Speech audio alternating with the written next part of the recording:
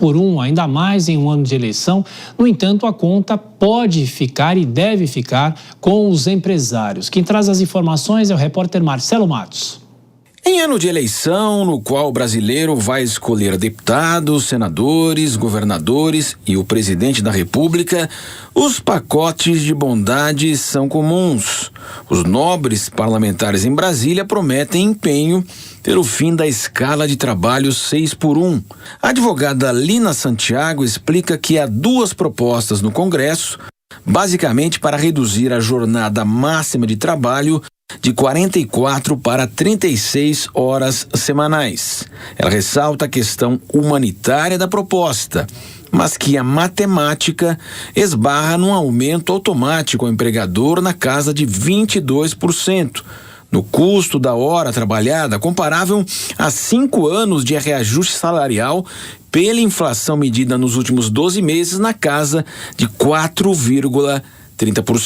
O empregador tem muito encargo. Quando ele diz que ele paga um salário, por exemplo, de R$3.000 para a pessoa, não significa que ele gasta R$3.000. Tem encargos de folha, tem encargos trabalhistas, né? Como o 13º salário, férias mais um terço. Então, tudo isso aumenta pelo menos metade do valor do salário da pessoa. Isso sem a gente falar benefícios, que são muito comuns, né? Como vale-refeição, vale-transporte, assistência médica. Então, no Brasil não é barato ter um empregado.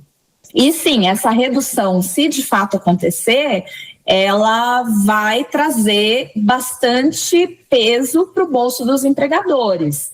Lina explica ainda que 70% dos trabalhadores brasileiros ganham até 2 salários mínimos e o enorme desafio financeiro sem nenhuma participação do governo federal, que apoia a iniciativa, mas não entra com nenhuma redução de encargos para favorecer novas contratações. Talvez um meio termo, né, seja negociado, a gente não sabe de fato como vai acontecer, mas talvez um meio termo. Então, olha, não vamos para 36, vamos para 40. Hoje, muitas empresas, especialmente áreas administrativas, elas já praticam essa jornada de 40 horas semanais. Muitas pessoas já trabalham de segunda a sexta, 8 horas por dia. Existem muitas convenções coletivas, né, que são acordos entre sindicatos e empregadores, que já prevêem um limite de 40 horas. O limite de 36 horas é algo incomum. E na matemática financeira política, em ano de pedir voto, já tivemos a redução também do imposto de renda na faixa de R$5.000 a R$7.350 e o fim da escala 6x1 ganha prioridade após o carnaval. A redução de 44 para 36 horas representa cerca de 18% a menos de tempo trabalhado e sem redução salarial equivale então a um aumento de 22% na hora trabalhada.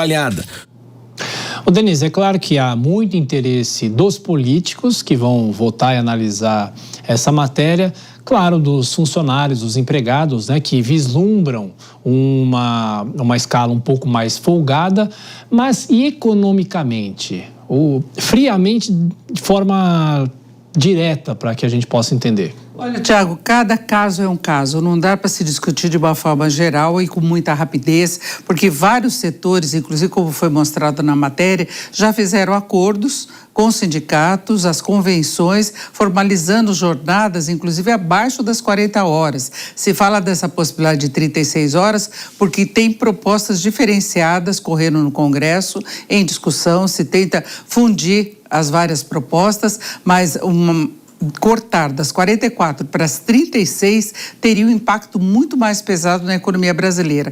Então, haverá ajustes, claro, por setores. É preciso ver o quanto que a mão de obra representa no custo total das empresas, dos vários ramos de atividade, porque, como eu disse, já tem alguns que trabalham abaixo das 40 horas, conseguiram garantir competitividade, resultados para a empresa, não pesou de uma forma que comprometesse as finanças da própria empresa. Então, tudo isso isso tem de ser levado em conta, não pode ser uma decisão linear, apressada, apenas por um apelo político. Claro que o trabalhador, quando ouve que ele vai trabalhar menos dias, menos horas, com o mesmo salário, acha que isso é ótimo. Agora, ele pode simplesmente perder o emprego para alguém que vai ser contratado informalmente, dependendo do setor, se tem fiscalização ou não, ou a empresa pode trabalhar menos dias e não contratar outros empregados, que é outro argumento que se tem, que como vai ter os trabalhadores trabalhando menos dias, então poderá haver contratações, aumento do emprego no país, e não é tão simples assim. Então é importante discutir caso a caso. A gente viu o corte da desoneração da folha, o quanto que deu de trabalho, o quanto foi demorado até para os setores se adaptarem, sendo que em muitos casos essa desoneração sequer aumentou a geração de empregos. Então é isso, é cautela, é uma mudança que pode ser muito importante do ponto de vista social, do ponto de vista de qualidade de vida, mas economicamente, num país que tem um índice muito baixo de produtividade, pode complicar o andamento da economia. Deixa eu aproveitar e perguntar sobre o mercado financeiro para você. Quarta-feira de cinzas, o mercado começa a se aquecer, né? Porque é uma semana parada praticamente, mas hoje o dólar fechou em alta e essa crise envolvendo dessa vez o Banco Pleno, tudo isso ajudou ou pesou no mercado? Olha, Tiago, tem muita justificativa. O mercado só trabalhou meio pregão, né? Começou o trabalho ao meio-dia, teve influência do exterior, o dólar também subiu no exterior frente a outras moedas, saiu a ata do Federal Reserve nos Estados Unidos, novamente com um tom de cautela em relação à possibilidade de mais cortes dos juros, então isso afetou o andamento dos vários mercados. Tem uma preocupação pesando geopolítica também em relação ao Irã, todas as discussões, a proximidade do Irã com a China. Isso traz uma pressão adicional nos mercados. Durante o carnaval houve de novo preocupação com os resultados e potencial aí das empresas da área de tecnologia, inteligência artificial, e nós vamos conferir agora os dados. Não foi apenas o dólar que começou aí meio de lado ou retomou os negócios pós-carnaval. A alta foi de 0,21%, a cotação de venda do comercial R$ 5,24, e Bovespa queda de 0,24%, 186.016 pontos.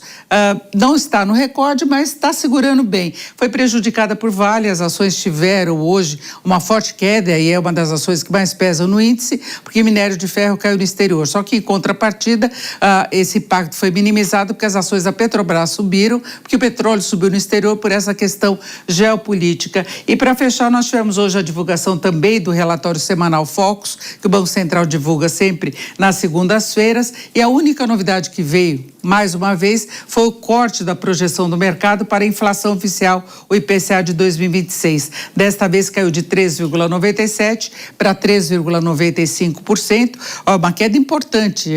O foco do Banco Central, o ponto central da meta é 3%, e esse já foi o 6º corte seguido. Então, 6 semanas do mercado cortando a projeção do IPCA deste ano. Quem sabe dá um ânimo aí para o Copom, condições de dar uma acelerada na redução dos juros. Se espera um corte para o mês de março. Agora, a liquidação de mais um banco relacionado ao Master, como eu já disse anteriormente, trouxe preocupações com o fundo garantidor, credibilidade, é toda essa história que a gente tem falado muito. Estaremos de olho nessa reta final da semana. Até já, Denise.